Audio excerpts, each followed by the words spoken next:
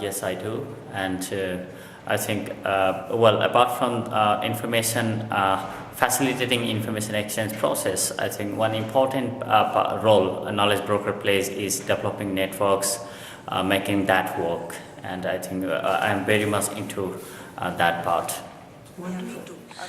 What we do is that information we divide it into different parts. Audiovisuals part is there, the journals, the research papers part is there, the news part is there, the documents and books parts is there. So it's divided into different opinions are there, blogs are there. So it's put into different sections. So if anyone who wants to voice the opinion, we put it in the opinion section. Anyone who wants to write something about something, for instance, the nuclear accident in Japan, they want to voice the opinion about the environmental fallout, they put it in the blog. So we put it in the India Environment Portal, that as such. Because we are like, our few initiatives are in sync with this knowledge broking.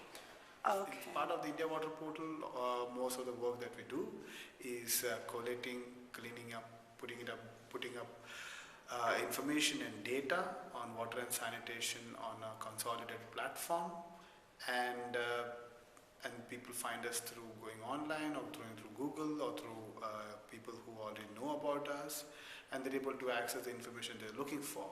At an individual level, yes, there are people who ask me about connecting them to organizations or individuals working in a certain space in water. For example, they're interested in working in fluoride in water, and I could connect them with people whom I know about in this space. So it works at a personal level as well.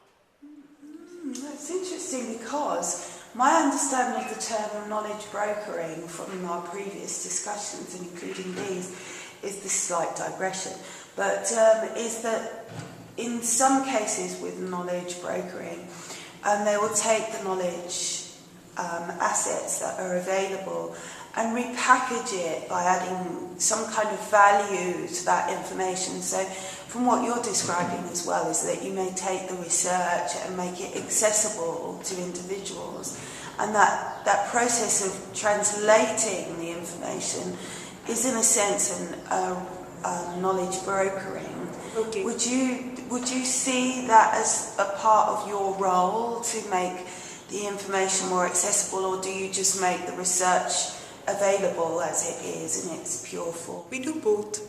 So we don't cater to any one group. So it's not just that we take research from researchers and put them into a form that people can access. We also help people make their own research findings.